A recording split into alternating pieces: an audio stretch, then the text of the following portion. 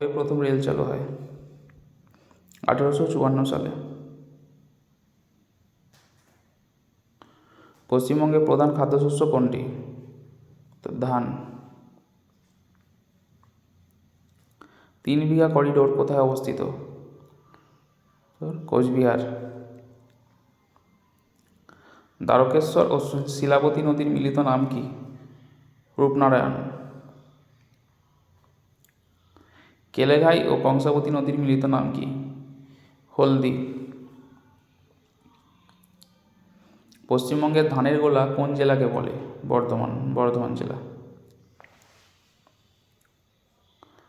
পশ্চিমবঙ্গের বৃহত্তম উদ্ভিদ উদ্যান কোথায় অবস্থিত?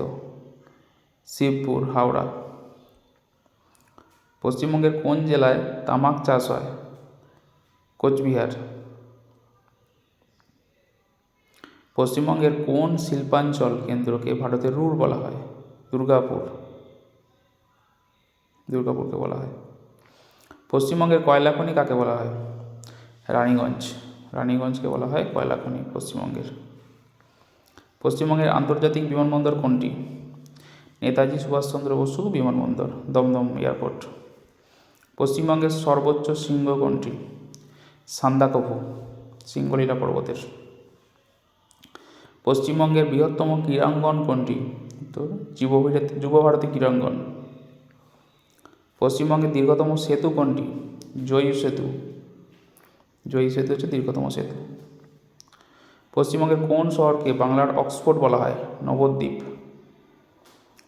শহরকে বলা হয় বাংলার অক্সফোর্ড। পশ্চিমবঙ্গের গ্রীষ্মকালীন ঘূর্ণিঝড়কে কী বলে? কালবৈশাখী। মামাভাগ্নে পাহাড় কোথায় অবস্থিত? বীরভূম জেলায় অবস্থিত মামাভাগ্নে পাহাড়। অযোধ্যা পাহাড় কোন জেলায় অবস্থিত? পুরুলিয়া জেলায় অবস্থিত। অযোধ্যা পাহাড়ের সর্বোচ্চ শৃঙ্গ কোনটি? গোর্গাবুরু হলো অযোধ্যা পাহাড়ের সর্বোচ্চ শৃঙ্গ। শুশুনিয়া পাহাড় কোথায় অবস্থিত? বাঁকুড়া জেলায় অবস্থিত শুশুনিয়া পাহাড়। পশ্চিমবঙ্গের প্রথম বাংলা সংবাদপত্র কোনটি? সমাচার দর্পণ। পশ্চিমবঙ্গের বার্ষিক গড় বৃষ্টিপাতের পরিমাণ কত? 175 সেমি। সুন্দরবনের প্রবেশদ্বার কাকে বলা হয়? ক্যানিংকে বলা হয় সুন্দরবনের প্রবেশদ্বার।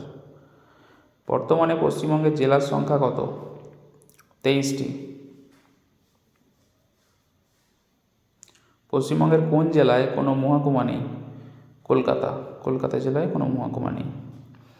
আয়তনে পশ্চিমবঙ্গের ক্ষুদ্রতম জেলা কোনটি? কলকাতা। দুর্গাপুর ইস্পাত কেন্দ্র কোন নদীর তীরে অবস্থিত? দামোদর নদীর তীরে অবস্থিত। ঝুমুর গানের জন্য পশ্চিমবঙ্গের কোন জেলা বিখ্যাত? পুরুলিয়া ঝুমুর গান।